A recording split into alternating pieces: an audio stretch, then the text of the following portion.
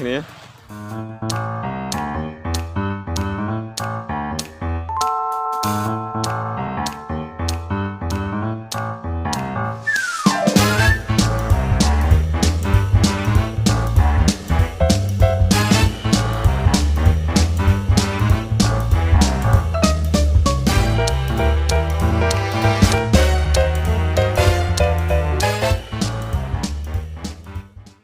បាទសួស្តីអ្នកនរគ្នាបាទនេះគេហៅថាផ្លែត្រៀលបាទអ្នកស៊ីមៀមគេហៅថាផ្លែត្រៀលបាទហើយសួស្តីអ្នកនរគ្នាខ្ញុំបាទភិរិនរីករាយស្វាគមន៍អ្នកនរគ្នាមកកាន់ Channel Boren Cambo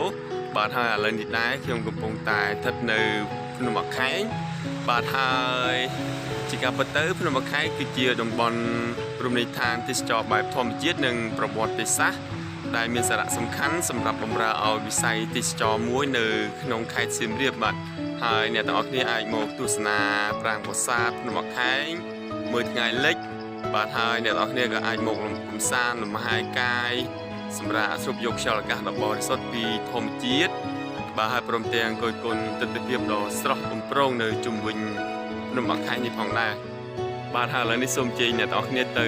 ទស្សនាកំសាន្តនៅខាងលើកំពូលភ្នំជាមួយខ្ញុំទាំងអស់គ្នាបាទសូមជើញ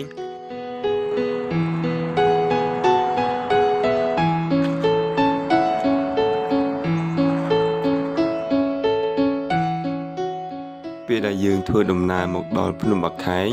យើងនឹងឃើញមានរូបចម្លាក់សត្វតោពីរដ៏ធំអង្គុយនៅសងខាងច្រកឡើងទៅកាន់ប្រាសាទភ្នំបាខេង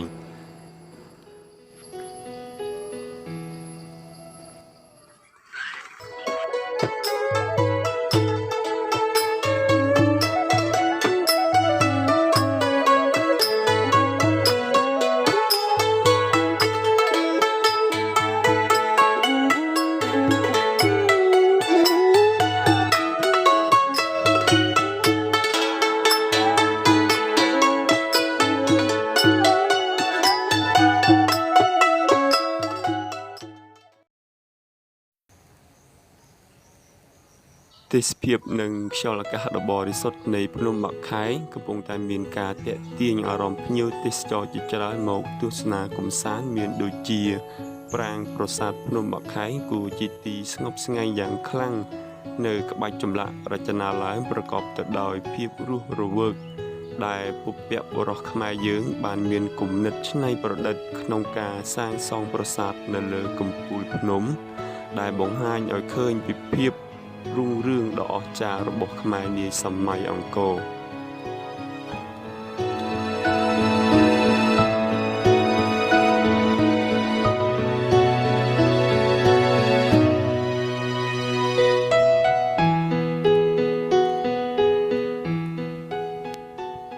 ្ថិតនៅទិសបស្ចិមនិងទីយប់នៃភ្នំអខេងយើងអាចទស្សនាភូមិអ្នកស្រុករស់នៅក្នុងបរិវេណរមណីយដ្ឋានអង្គរ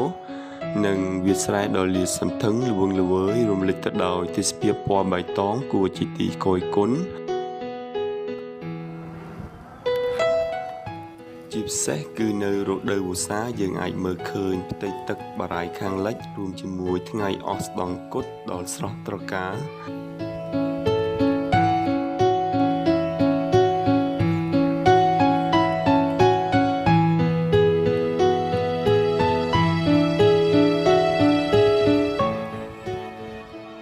ហើយនៅទិសទក្សិណនិងអាគ្នេយ៍យើងអាចទស្សនាទិដ្ឋភាពប្រាសាទអង្គរវត្តអមទៅដោយព្រៃព្រឹក្សាព្រមទាំងអាចមើលឃើញទៅដល់ទេសភាពក្រុងសៀមរាបនិងភ្នំក្រោម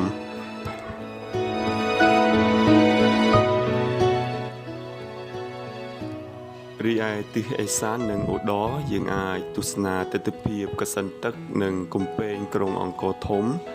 ដែលព័ទ្ធជុំវិញទៅដោយសម្រស់ព្រៃឈើធម្មជាតិដ៏ស្រស់បំព្រង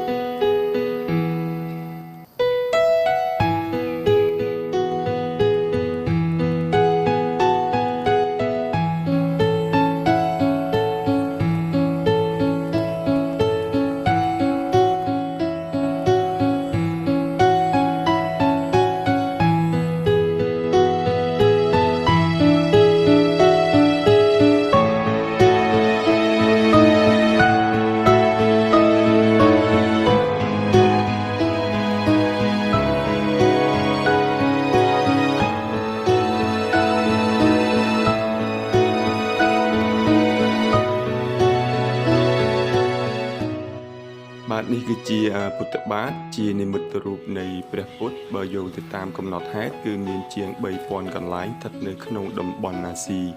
បាទទោះបីជារូបសំណាកដើមដែលសាងអំពីថ្មភក់បានបាត់បង់ទៅវិញតាមពេលវេលាដែលភាគច្រើនបានកសាងឡើងនៅចន្លោះសតវត្សទី15និង16ជាសម័យមួយដែលមានការកសាងព្រះពុទ្ធជាច្រើននៅក្នុងតំបន់អង្គរ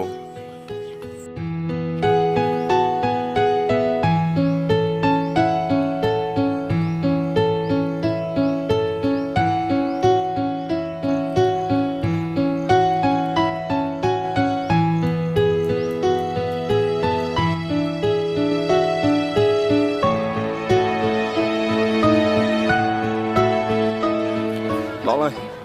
ជិតដល់កំពូលលើហើយមកខាងលើមកបានមានមនុស្សច្រើន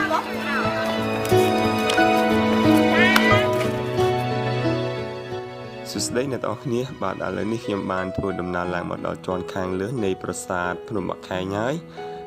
ប្រាសាទភ្នំបាខែងនេះមានឈ្មោះដើមហៅថាយសោធរគិរីជាប្រាសាទមួយសាងសង់នៅលើកំពូលភ្នំធម្មជាតិ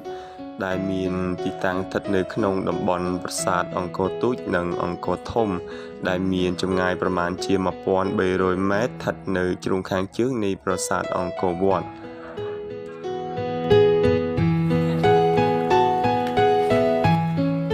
ប្រាសាទនេះត្រូវបានកសាងឡើងនៅចុងសតវត្សទី9និងដើមសតវត្សទី10ក្រោមស្នាមព្រះហស្ថរបស់ព្រះបាទយសោវរ្ម័នទី1ដើម្បីឧទ្ទិសថ្វាយទៅដល់ព្រហ្មញ្ញសាសនានិកាយព្រះឥសូរ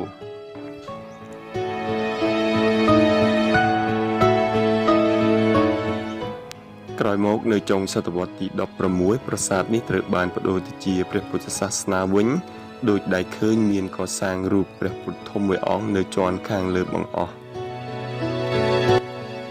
នៅជាន់ខាងលើមានរចនាឡើងដោយប៉មប្រាសាទ5ជាផ្នែកសំខាន់ជាងគេ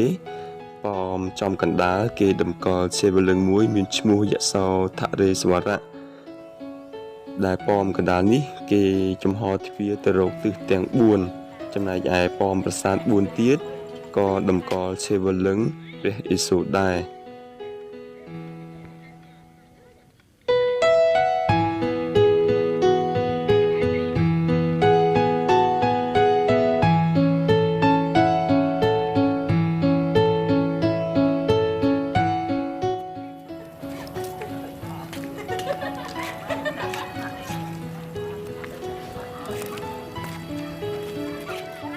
喂，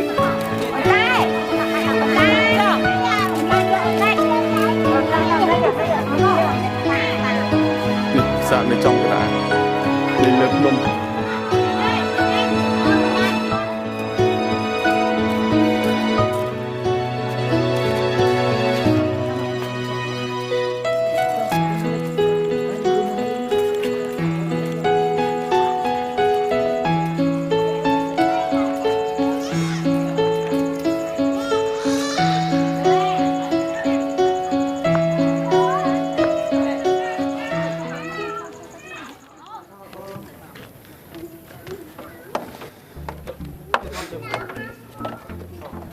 ធ្វើដំណើរចុះទៅវិញ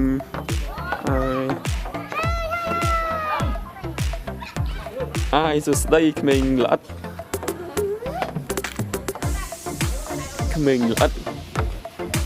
គាត់មានសម្បុរជាខ្មែរអង្គរបាទសម្បុរខ្មៅស្អែកខ្មែរអង្គរ